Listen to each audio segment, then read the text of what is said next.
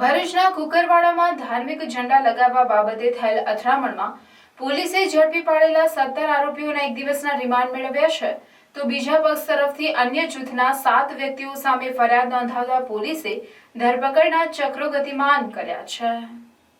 કુકરવાડાના ગોકુળનગરમાં ધાર્મિક ઝંડીઓના મુદ્દે સર્જાયેલ અથડામણમાં પોલીસે પ્રથમ દિવસે સીસીટીવી તેમજ તપાસ બાદ 20 વ્યક્તિઓ સામે ફરિયાદ નોંધી 17ની રાયોટિંગ અને મારામારી સહિતના ગુનામાં અટકાયત કરી કાર્યવાહી હાથ ધરી હતી, જેઓને કોર્ટ સમક્ષ રિમાન્ડ માટે રજૂ કરવામાં આવતા આરોપીઓના એક દિવસના રિમાન્ડ મંજૂર કરવામાં આવ્યા છે। બીજી બાજુ આ બનાવમાં સામે પક્ષ પણ ફરિયાદ નોંધાવી છે, જેમાં ફરિયાદીએ આક્ષેપ કર્યા છે કે અમે અમારા ધાર્મિક તહેવારની ઝંડીઓ લગાવતા હતા, તે વેળાએ આરોપીઓએ આવી ઝઘડો કરી અન્ય લોકોને બોલાવી મંડળી બનાવી હુમલો કરવા સાથે ઝઘડો કર્યો હતો, જેમાં અન્ય પક્ષના 7 વ્યક્તિઓ વિરુદ્ધ પોલીસ ફરિયાદ નોંધવામાં આવતા પોલીસે બીએનએસની કલમ 115(2), 352, 189(2), 191(2), 190 તથા જીપી એક્ટ 135 મુજબ ગુનો દાખલ કરી આરોપીઓના ધરપકડના ચક્રો ગતિમાન કર્યા છે।